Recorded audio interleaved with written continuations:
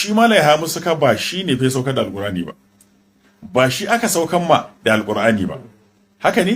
Kuma ba shi ne na farko cikin waɗanda suke da ra'ayi akan cewa abu zahirin alqur'ani ba.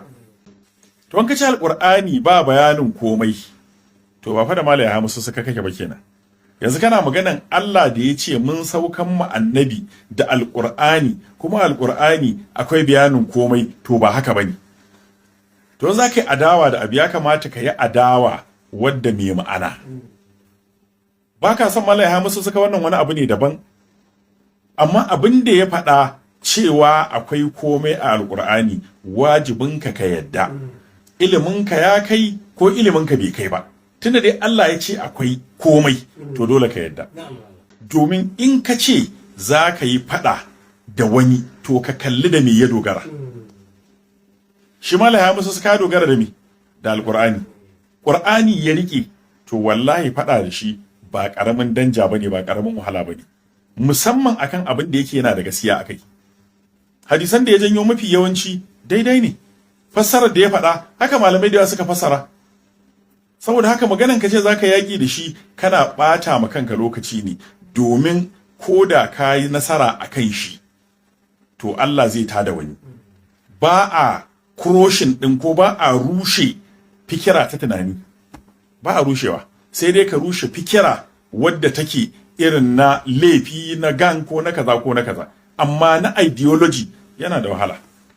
To kuma mun san dama a tsari su akwai waɗanda suka shirya cewa za su yi kaza, za su yi kaza, suna daga cikin yana daga cikin tsarin su wanda za su yi. In sun gama da wani za a zo kan wani. Ni kaina yana daga ciki. Tun lokacin da na yi magana akan Quranic Festival, suka ga an bata musu show, sun shirye show sai show bai yiwu ba. Sannan aka zo aka yi wasu abubuwa da yawa wanda su suke ganin ba daidai ba ne. To ni na sani ba tun yanzu ba, sama da shekara ɗaya na san dama waɗanda suke cikin target ɗinsu. Kuma wallahi ni ba tsoron su nake akan wannan ba. Yanda shi Malam Yahaya Masussuka ya faɗa, to ni ma wallahi haka zan faɗa. In gobe abinda muka faɗa kake ganin ba daidai ba ne, sai mutum ya adalcin da za a yi, a kira duniya ta zauna, ka ce kaza ina hujjaka. Abin da ya dame mu ana jin haushin malam wani, bari a yi maganin shi, shikenan. Abin da ya kamata mu mai da hankali a kai, a gaya ma shugabanni gaskiya, an ki a gaya musu. Mu kuma wallahi malamu da abin da Allah ya taimake mu a kai, ba ma neman wani abu a gurinsu. In ka zo da kanka ka bamu, ko ka kira mu ka ce ga wannan daban ne, kai ka bamu, ba mu muka roƙa ba. Amma mu zo mu roƙa, a'a. Shi ya sanya wallahi almajirai su tashi da neman na kansu.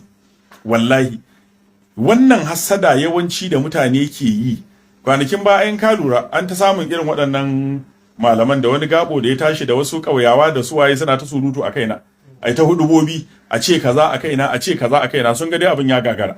So da su manyan nasu wanda suke cikin gwamnatin suke ba su dan 100,000 200,000 su zage mu ko su aibata mu ko su mana kaza, sun san inda suke zuwa muna zuwa, inda suke zuwa su kai yaran su karatu muna kai namu. To me za su nuna mana? Sai da su nuna mana mukami ko kuma kujerar aski ce, wannan zai sauka wannan zai hau. Wallahi malamu da almajiri ya nemi sana'a, ya dage, kuma wallahi ya haɗiye kwaɗayin shi. Ko menene ya taso malamu da kai kokari kai amfani da rufin asirinka. Ka ji dai abin da annabi ya ce, Allahumma inni a'udhu bika min al-faqri wal kufri. Allah ina neman tsari a gare ka daga kafirci, daga talauci. Kada al-faqara an yakuna kufra. Talauci ya kusan zama kafirci. Imam Shafi'i yana cewa yamshul faqira wa kullu shay'in diddahu. Talaka in yana tafiya komai ya tsana talaka.